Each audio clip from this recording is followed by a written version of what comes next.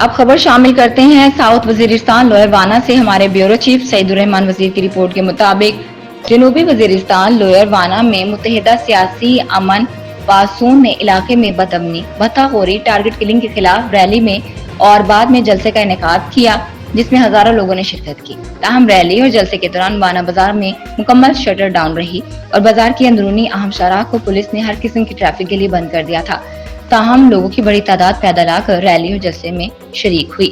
مقررین نے کہا امن کا قیام ریاست کی ذمہ داری ہے، ریاستی ادارے اپنی ذمہ داریاں پوری کریں۔ ٹارگٹ کلنگ بھتاخوری بدامنی کے راز سے ثابت ہو رہا ہے ریاستی ادارے یا تو مکمل طور پر اپنی خدمات سر انجام دینے میں ناکام ہو گئے ہیں یا ایسے حالات پیدا کرنے والوں کی پشت پناہی کر رہے ہیں۔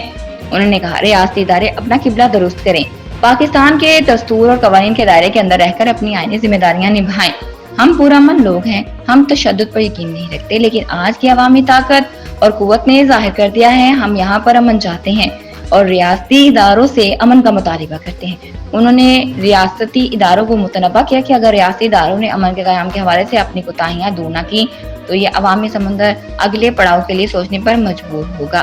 آخر میں مولانا نیک محمد نے 14 نکاتی قرارداد پیش کی۔ امن و امان ریاست کی ذمہ داری ہے، کسی قسم کی لشکر کمیٹی یا مسلح تنظیم امن کے نام پر قابل قبول نہیں۔ جنوبی وزیرستان میں فوجی آپریشن عزم استحکام مسترد کرتے ہیں۔ تمام شہداء باشمول مولانا مرزا جان شہید اور مولانا دین سعید شہید کے قاتلوں کو جلد سے جلد گرفتار کرنے کے لیے قانون کے کٹہرے میں کھڑا کیا جائے۔ سول انتظامیہ کے اختیارات میں مداخلت بند کی جائے اور پولیس کو غیر قانونی اور غیر آئینی اقدامات سے روکا جائے۔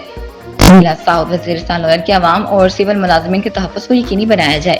وزیرستان لوئر کا معاشی قتل بند کیا جائے۔ انگور اڈا بارڈر کو ہر قسم کی تجارت کے لیے فوری طور پر کھول دیا جائے۔ کالے شیشے، منشیات اور ہر قسم کے اسلحے کی نمائش پر بلا تفریق پابندی لگائی جائے۔ خالد